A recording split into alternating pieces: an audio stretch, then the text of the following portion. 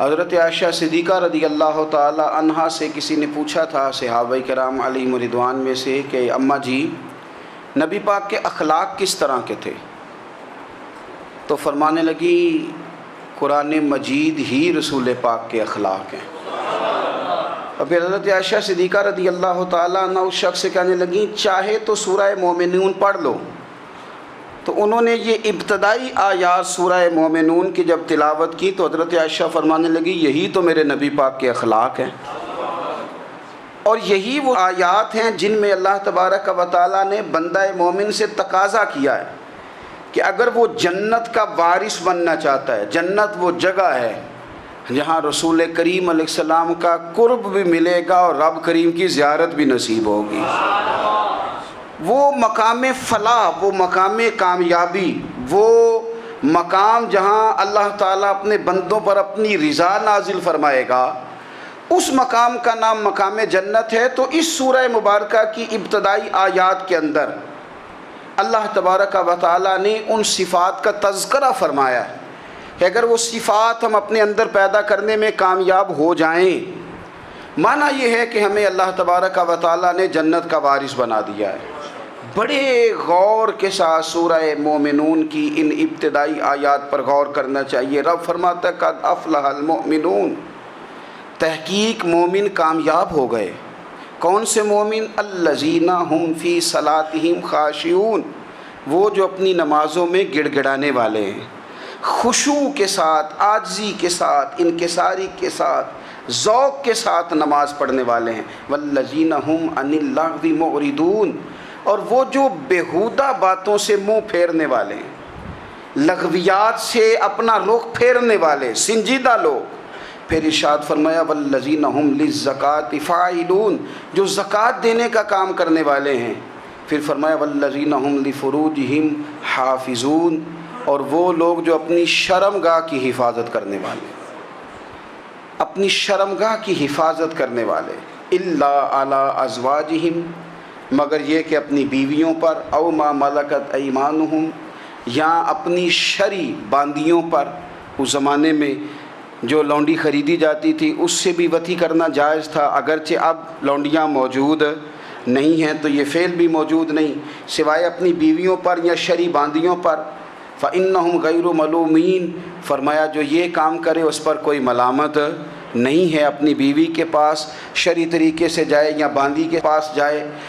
فمن ابتغى وراء ذلک، اور جو آدمی اس کے بعد اس حد سے بڑھے، اس کے سوا کچھ اور کرے جو بندہ، فرمایا فاولئک هم العادون، یہ لوگ حد سے بڑھنے والے ہیں، جو لونڈیوں اور باندیوں کے علاوہ، اپنی بیویوں کے علاوہ کسی اور جگہ گندگی کریں، یہ حد سے بڑھنے والے، حدوں کو کراس کرنے والے لوگ ہیں۔ پھر ارشاد فرمایا والذین هم لاماناتہم وعہدہم راعون، اور وہ جو اپنی امانتوں اور اپنے وعدوں کی رعایت کرتے ہیں، امانتیں ادا کرتے ہیں، وعدے پورے کرتے ہیں۔ اور وہ لوگ جو اپنی نمازوں کی حفاظت کرنے والے ہیں، جن میں یہ خوبیاں آ گئیں، میرا رب فرماتا ہے نماز میں خشوع خضوع حاصل ہو گیا، فضولیات سے بچ گئے، زکوٰۃ ادا کرنے والے بن گئے، شرمگاہ کی حفاظت کرنے والے بن گئے، امانتیں عہد پورے کرنے والے بن گئے، اپنی نمازوں کے محافظ ہو گئے۔ اللہ اکبر، قربان جائیں۔ مالک فرماتے ہیں اولئک ھم الوارثون، یہی لوگ تو وارث ہیں۔ یا اللہ کس چیز کے؟ فرمایا الذین یرثون الفردوس، یہ لوگ جنت کے وارث ہیں، یہ جنت کے وارث ہیں یہ لوگ۔ ہم فیہا خالدون، اور فردوس سے، جنت سے نکالے نہیں جائیں گے، ہمیشہ ہی جنت میں رہیں گے۔ یہ آیات اللہ کا مطالبہ بھی ہے، یہ آیات صحابہ، اہل بیت، اولیاء اللہ، ان تمام کی سیرت کا عکس بھی ہے۔ اور سب سے بڑھ کر سیدہ عائشہ صدیقہ فرماتی ہیں یہی تو آیات ہیں جنہیں اچھی طرح سمجھ لو گے تو تمہیں مدینے والے کے اخلاق بھی سمجھ میں آ جائے گا، حضور کے اخلاق بھی تمہیں سمجھ میں آئیں۔ بڑے غور کے ساتھ سورہ مومنون کی ان ابتدائی آیات پر غور کرنا چاہیے۔ رب فرماتا ہے قد افلح المؤمنون، تحقیق مومن کامیاب ہو گئے۔ کون سے مومن؟ الذین هم فی صلاتہم خاشعون، وہ جو اپنی نمازوں میں گڑ گڑانے والے ہیں، خشوع کے ساتھ، عاجزی کے ساتھ، انکساری کے ساتھ، ذوق کے ساتھ نماز پڑھنے والے ہیں۔ دیکھیں قرآن نے یہ نہیں کہا شروع میں کہ وہ لوگ اپنی نماز پابندی سے پڑھتے ہیں، بلکہ فرمایا وہ نمازوں میں عاجزی کرتے ہیں، وہ نماز میں خشوع کرتے ہیں، خضوع کرتے ہیں۔ نماز ہم بھی پڑھتے ہیں، ڈھیر سارے لوگ ہیں جن کا یہ مطالبہ ہے کہ میرا نماز میں دل ہی نہیں لگتا۔ پہلی بات تو یہ ہے کہ دل نہ بھی لگے تو نماز پھر بھی پڑھنی ہے، اور دوسری بات یہ ہے کہ دل لگانے کو بھی تو کچھ انسان کے پاس چیزیں ہونی چاہیے نا، کوئی ضروریات ہوتی ہیں۔ سب سے پہلی بات یہ کہ مسئلہ نماز کا نہیں، مسئلہ اہمیت کا ہے۔ آپ نے اللہ تبارک و تعالیٰ کی ذات کی، رب کریم کے جلالت کی جتنی زیادہ اہمیت اپنے دل میں محسوس کر لی، اتنا ہی نماز کی طرف توجہ آپ کی بڑھ جائے گی۔ آپ سادی سی مثال ہے، غور کر لیں، جتنا آپ اپنے استاد کو پروٹوکول دیتے ہیں، جتنی عزت کرتے ہیں، اتنا ہی وقت پہ آپ ان کے پاس پہنچ بھی جاتے ہیں۔ اگر آپ کے دل میں اہمیت نہیں ہے تو آپ ٹال دیں گے، اور جس استاد کی اہمیت ہے اس کے فون کی گھنٹی بجتے ہی فون بھی اٹھایا جائے گا، اور بات پوری مکمل بھی نہیں ہوگی تو کہا جائے گا جیسے آپ کہیں گے، اور جو وقت وہ دیں گے ان سے 10 منٹ پہلے پہنچنے کی کوشش بھی کی جائے گی۔ بس سمجھ لیں دل لگنے نہ لگنے کا مسئلہ نہیں، اہمیت کا مسئلہ ہے۔ آپ جتنی اپنے مالک کی بارگاہ کی اہمیت سمجھ لیں گے، اتنا ہی وقت پہ مسجد آئیں گے، اتنا ہی شوق سے نماز پڑھیں گے۔ دوسری بات، نماز کے ترجمے پہ غور کریں۔ آپ یقین کریں اگر نماز کا ترجمہ ہمیں آ جائے نا تو ہمیں تو یوں لگے کہ ہم تو اپنے مالک کی بارگاہ میں عرض و معروض کرنے حاضر ہوئے ہیں۔ یہ سورہ فاتحہ ہی دیکھ لیں آپ، حضور فرماتے ہیں، رب فرماتا ہے سورۃ فاتحہ آدھی میری ہے آدھی میرے بندے کی ہے۔ جب اس نے کہا الحمدللہ رب العالمین الرحمن الرحیم مالک یوم الدین ایاک نعبد و ایاک نستعین، جب یہاں تک وہ لفظ کہتا ہے تو یہ حصہ میرا تھا، اس نے اپنے رب کی تعریف کی، اور جب کہا نا اس نے اہدنا الصراط المستقیم، اب بندے نے التجائیں شروع کر دی۔ اس نے کہا کہ مالک بھی تو ہے، رحمان بھی تو ہے، رحیم بھی تو ہے، عبادت بھی تیری کرتے ہیں تو مدد بھی تو تجھی سے مانگنی ہے نا، اب مہربانی فرمانا اہدنا الصراط المستقیم، ہمیں سیدھا راستہ دکھا دے، صراط الذین انعمت علیہم، ان لوگوں کا راستہ دکھانا جن پر تو نے انعام کیا ہے، غیر المغضوب علیہم ولا الضالین، ان کے راستے پہ نہ چلانا جن پر تیرا غضب ہوا، جو گمراہ ہو گئے ان کے راستے۔ تو نماز میں جب ترجمے پر آپ کا غور ہوتا ہے تو آپ کا تو دل خود بخود لگ جاتا ہے، شوق بڑھ جاتا ہے آپ کا۔ تو اتنی چیزیں ہم زندگی میں یاد کرتے ہیں، تو اگر ترجمہ بھی نماز کا یاد کر لیں اور پھر شوق سے پڑھیں تو آپ یقین کریں طبیعت کھنچی چلی آئے گی۔ ہمارے یہاں کچھ لوگ نماز پڑھتے ہیں پر بڑی لاپرواہی سے پڑھتے ہیں، کبھی ادھر دیکھتے ہیں کبھی ادھر دیکھتے ہیں، کبھی بال سہلاتے ہیں۔ وہ میں نے دیکھا ہے سجدے جا رہے ہیں تو سیانے سیانے بندے کبھی کپڑے کو چھیڑ رہے ہیں کبھی جگہ کو چھیڑ رہے ہیں۔ میرے نبی کریم صلی اللہ تعالیٰ علیہ وسلم نے فرمایا ان لوگوں کا کیا حال ہے جو اپنی نماز میں نظریں آسمان کی طرف اٹھاتے ہیں، رکوع سے اٹھے تو اوپر دیکھنا شروع کر دیا، کیا حال ہے ان کا۔ اور پھر حضور نے ایک موقع پر تو سختی فرمائی، فرمایا جو نماز پڑھتے اپنی نظریں آسمان کی طرف اٹھاتا ہے وہ باز آ جائے، ورنہ ایسا نہ ہو کہ رب اس کی آنکھیں ہی چھین لے، وہ باز آ جائے اس کام سے۔ خشوع کے ساتھ نماز پڑھے، عاجزی کے ساتھ نماز پڑھے، اس کا دل لگا ہوا ہو نماز کے اندر۔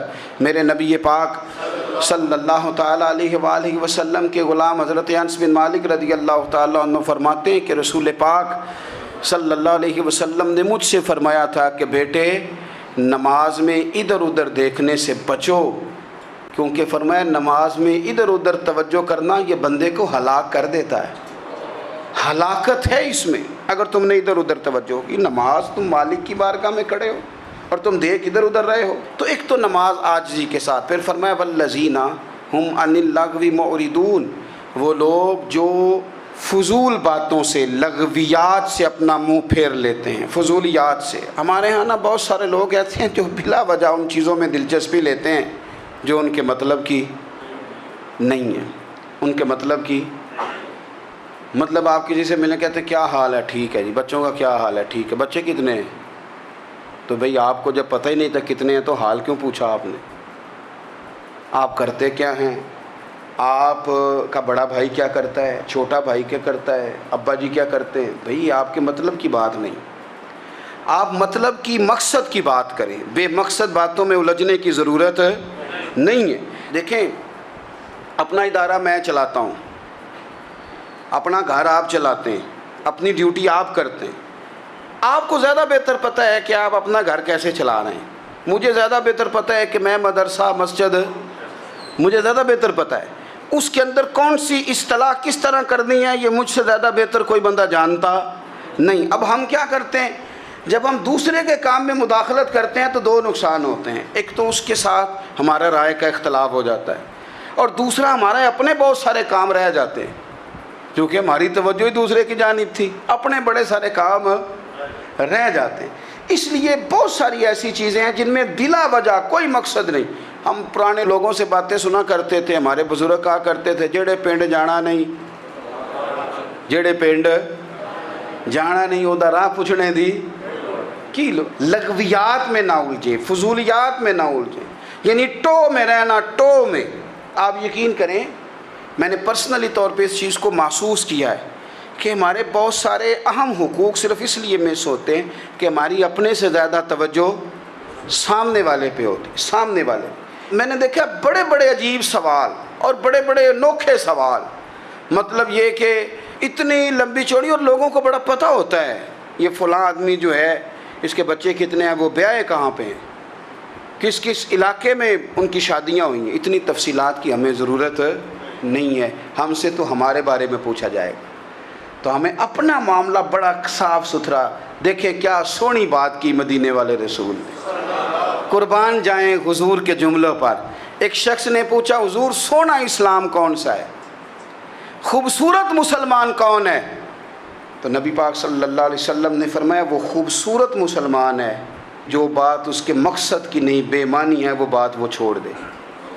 بے مقصد باتوں سے الجھنا جو بندہ چھوڑ دے وہ مسلمان بڑا سونا مسلمان ہے۔ ہم کمزور اس لیے ہوتے ہیں کہ ہماری توجہ زیادہ دوسروں کی باتوں پر پڑتی ہے۔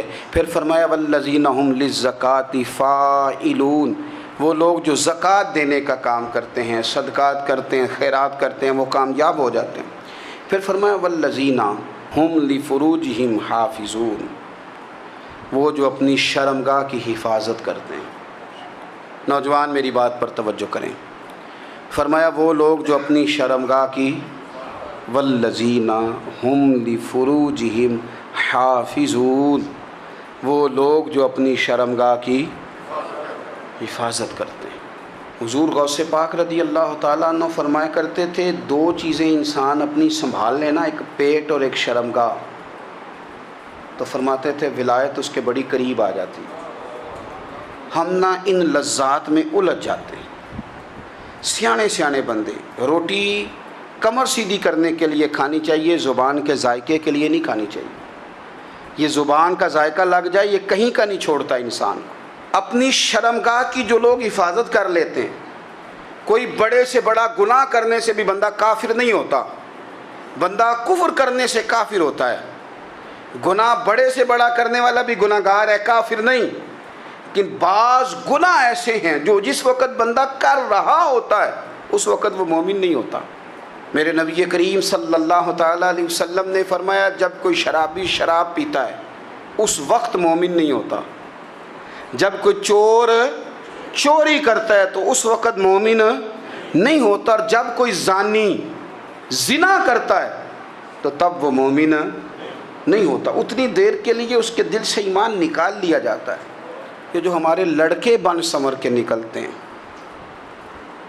یہ جو میک اپ کا خرچہ لڑکیوں کے برابر لڑکوں کا ہوتا جا رہا ہے، یہ جو لڑکے بھی رات کو چہرے پر کریم لگا کر کے سوتے ہیں، یہ بتا سکتے ہیں کہ مقاصد کیا ہے؟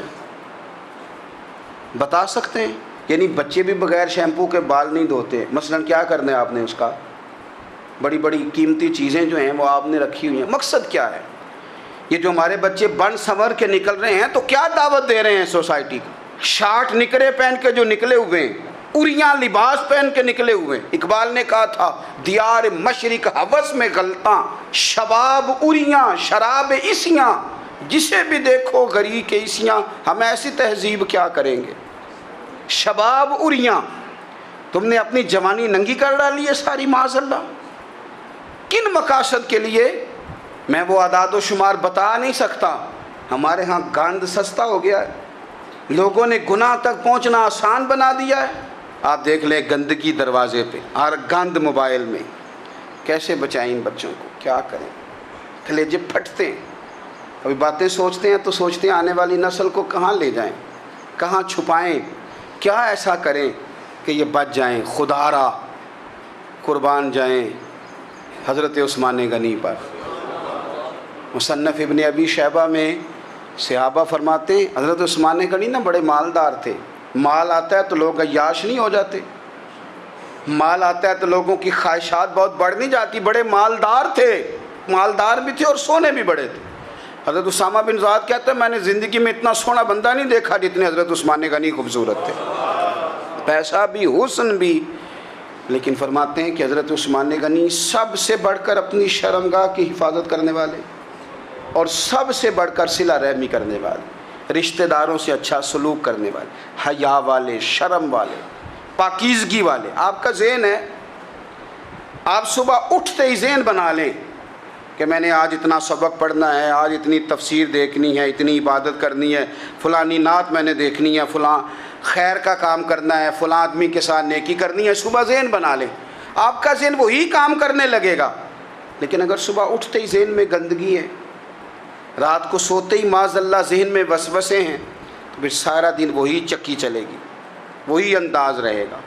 تھوڑا سا آپ کو اس کی نگرانی کرنی ہے. تھوڑا سا فحاشی عریانی یہ تیزی سے پھیل رہی ہے، تیزی سے گندگی لوگ کشید کر کے لاتے ہیں. اور حیا کا مطلب صرف اتنا ہی نہیں ہے آپ زنا اور بدکاری سے بچیں، آپ اپنی زبان کو بھی حیا والا بنائیں. کوئی کچا کمزور جملہ، گندی بات، گالی کبھی بھی زبان پہ نہ آئے. آپ کا انداز حیا والا ہو. بے باک ہو جانا، بے باک بولنا، میں باریکی سے اس بات کو سمجھتا ہوں اور میں آپ کو بہت ساری بزرگوں کے ارشادات کا نچوڑ عرض کرنے لگا ہوں. آپ اپنا ذہن صاف کر لیں، آپ کے بہت سارے کام ویسے ہی صحیح ہو جائیں گے. چونکہ ہمارے دین کے اندر زیادہ اجر نیتوں اور ارادوں پہ ملتا ہے. آپ کے جو اندر کی پاکیزگی ہے وہ بہت سارا فضل لاتی ہے اللہ کا. اور اگر دل ہی نہ پاک ہو، ذہن ہی نہ پاک ہو، تو وہ خیر کی چیزیں کس طرح کر کے داخل ہوں گی؟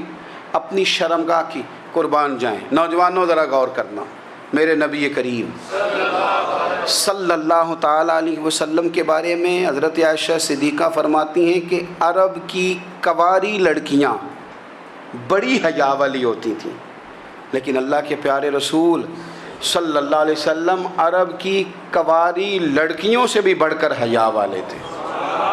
یہ ہمارے بچے مذاق میں ہمیں کئی دفعہ کہتے ہیں شادی کرا دو، شوگل میں کہہ دیتے، ابا کو کہہ دیتے ہیں، ابا کو نہیں منہ پہ آ کے کہہ دیتے ہیں، کہتے ہیں یہ بڑا بھائی مصیبت بن گیا، یہ ہٹے گا تمہاری باری آئے گی. آپ کچھ ایسی باتیں کر رہے ہیں، کچھ ایسے انداز آپ اختیار کر رہے ہیں جو وزادار لوگ کرتے نہیں. شرم و حیا سے وہ چیزیں ڈھل جاتی ہیں جو باتیں ہمارے بچوں کی زبانوں پر بے باکی کے ساتھ آنے لگی ہیں. اور میں آپ کو ایک عقلی بات عرض کرتا ہوں، آپ اپنی زبان سے جو جملے خود ادا کرتے ہیں وہ جملے آپ کے دل پر بھی اثر کرتے ہیں. اگر آپ غلط بات بار بار کریں گے تو آپ کا دل بھی غلط بات کی طرف مائل ہو جائے گا. آپ 10 بار 15 بار 20 بار کوئی خیر کی بات کریں، خیر کی، تو آپ دیکھیں کہ آپ کا دل بھی خیر کی طرف مائل ہو جائے گا. آپ خیر کی باتوں پر اپنے آپ کو لائیں، اچھی باتوں پر اپنی توجہ لائیں، آپ کا دل بھی اچھائی کی طرف مائل ہو جائے گا.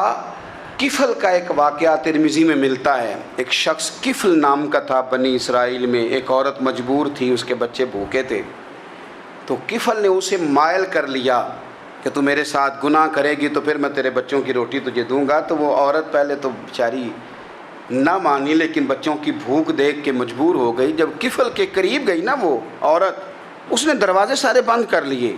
ترمذی شریف میں اس کا واقعہ موجود ہے. چاروں جانب سے بند ہو گیا سارا کچھ. لیکن جب وہ کفل کہتا ہے میں اس بی بی کے پاس جانے لگا تو عورت کا وجود کانپتا تھا. جس بندے کو گناہ کی طرف جاتے اس کی طبیعت میں ہیجان پیدا ہو تو معنی یہ ہے کہ ابھی ذہن پورا غلیظ نہیں ہوا، ابھی طبیعت پوری گندی نہیں ہوئی، ابھی ایمان کی بہت ساری قسمیں موجود ہیں، عورت کا وجود کانپتا ہے. تو کفل کہتے ہیں کہ میں نے اسے کہا کہ سارے دروازے بند ہیں، ڈرتی کیوں ہے؟ تو کہنے لگی ڈرتی اس لیے ہوں کہ سارے دروازے بند نہیں ہوتے، ایک دروازہ کھلا ہے اور وہ دروازہ رب قدیر کا دروازہ ہے، اسے کیسے بند کیا جا سکتا ہے؟ تو کہتے ہیں جب اس نے یہ لفظ کہے تو مجھ پر بھی بات کا اثر ہوا، مجھ پر. تو میں نے کہا کہ اگر تو عورت ہو کہ رب سے اتنا ڈرتی ہے تو مجھے تو اس نے مرد بنایا ہے. تو مرد تو ہوتا ہی وہ ہے جو اپنے آپ پر کنٹرول کر سکے. تو اب نہ معاملہ آگے جائے گا، اب یہاں بات رکے گی نہیں، جا میں تجھے آزاد کرتا ہوں. عورت گئی، اس نے توبہ کی کفل نے، اور رات رو کے کہنے لگا مالک آج میں نے توبہ کی ہے تو میرے اوپر مہربانی کرنا، میری توبہ ٹوٹنے نہ پائے. رات اس نے توبہ کی، رات ہی انتقال ہو گیا. لوگوں کو پتہ تھا بڑا بے حیا ہے، بد کردار ہے، گناہ گار ہے، شاید لوگ اس کا چہرہ دیکھنے بھی نہ جاتے، پر مالک کریم ہے نا. حضور فرماتے ہیں سویرے اس کے دروازے پہ لکھ دیا اللہ نے، لوگوں رب نے کفل کے سارے گناہ معاف کر دیے ہیں. اس کے دروازے پہ لکھ دیا گیا. جب آپ اپنی حفاظت کرنا چاہتے ہیں تو اللہ پھر اسباب بھی پیدا کر دیتا ہے. اپنی شرمگاہ کی، اپنی نظر کی آپ خوب حفاظت کریں. اور میں آپ کو ایک بات عرض کروں، ایک بندے کے باحیا ہو جانے سے نا، ایک بندے کے ٹھیک ہو جانے سے اس کے دائیں بائیں بے شمار لوگ ٹھیک ہو جاتے ہیں. نہ چاہتے ہوئے بھی آپ کی نیکی کا اثر آپ کے دوستوں پہ پڑتا ہے، نہ چاہتے ہوئے. اور ایک بندے کے بگڑ جانے سے اس کے دائیں بائیں بہت سارے لوگ بگڑ جاتے ہیں، بہت سارے لوگ بگڑ جاتے ہیں. آپ اگر اپنے لب و لہجے پر یہ پابندی لگا سکیں اور اپنے آپ کو اگر آپ سنبھال سکیں تو پھر یاد رکھیے گا بڑی ساری چیزیں بہتر ہو جائیں گی. کچھ چیزیں ایسی ہوتی ہیں جو ہم نہ فراخ دلی سے بانٹتے ہیں، اور کچھ چیزیں ایسی ہوتی ہیں جو مجبور ہو کر ہم دیتے ہیں. کئی دفعہ ایسا ہوتا ہے کہ سامنے والا کچھ زیادہ تکلیف میں ہوتا ہے اور ہمارے پاس بھی وسعت نہیں ہوتی، لیکن زیادہ اجر اسی بندے کو ملتا ہے جو تھوڑی تکلیف برداشت کرے اور سامنے والے کی تکلیف کو دور کرے. مدینہ منورہ میں نا قحط پڑ گیا تھا، غلہ نہیں ملتا تھا. تو قحط کے زمانے میں لوگ نا پھر چیزوں کو مہنگا کر کے بیچتے ہیں. ہمارے ہاں ایک طرف چینی کی لائنیں لگی ہوتی ہیں، دوسری طرف چھاپا پڑتا ہے، پورے کے پورے گودام بھرے ہوئے نکل آتے ہیں. لوگ مصنوعی قلت پیدا کر دیتے ہیں. حضرت عمر فاروق رضی اللہ تعالیٰ عنہ کے زمانہ نور میں قحط پڑ گیا تھا. گندم کا دانہ اس طرح ہو گیا تھا جس طرح سونا ہے. سیدنا عثمان غنی رضی اللہ تعالیٰ عنہ کے نا بہت سارے اونٹ غلے کے بھرے ہوئے مصر سے آئے، اور لگتا یوں ہے کہ وہ شخص آپ ہی کو غلہ دیتا تھا، کسی اور کو دیتا بھی نہیں تھا، جو اونٹ بھر کے اس نے لیے. تو مدینہ منورہ کے اندر جب وہ مال پہنچا نا، آپ کو بتانا یہ چاہ رہا ہوں کہ ساری تجارت بندوں سے نہیں کرنی چاہیے، کچھ اللہ سے بھی کرنی چاہیے. رب سے جو بندہ تجارت کرتا ہے وہ بڑا کامیاب ہوتا ہے. وہ غلے سے بھرے ہوئے اونٹ آپ کے پہنچ گئے تو تاجر آئے، انہوں نے آگے کہا عثمان ہم کھول کے نہیں دیکھتے کہ اندر مٹی ہے کہ سونا ہے، اور یہ بھی نہیں پوچھتے آپ نے کتنے کا خریدا ہے، آپ کی زبان پر اعتبار ہے. آپ نے جتنے کا مال لیا ہے نا ہم ڈبل دیتے ہیں، آپ ہمیں دے دیں. آپ فرمانے لگے نہیں مجھے زیادہ نفع ملتا ہے. انہوں نے کہا 2 گنا، فرمایا نہیں زیادہ ملتا ہے. کہا 3 گنا، فرمایا زیادہ ملتا ہے. وہ کہنے لگے اس سے زیادہ تو کوئی تاجر ہے ہی نہیں جو زیادہ دے. فرمایا بس مجھے ملتا ہے نا. کہا کتنا ملتا ہے؟ فرمانے لگے لگتا ہے کہ اگر وہ تاجر زیادہ کرم نوازی کرے تو 700 گنا تو دے گا ہی، اور باقی کریم ہے. انہوں نے کہا جی نہیں اتنا نہیں ہم دے سکتے، پھر آپ بیچ لیں.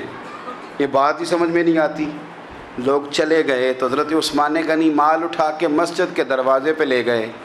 جا کے کہنے لگے اے عمر اعلان کر دیں جس غریب کو گندم کی ضرورت ہے، آسانی کے دور میں نہیں، دقت کے دور میں، جب لوگوں کو مل نہیں رہی چیز، جس کو ضرورت ہے وہ آئے اور آ کے لے جائے۔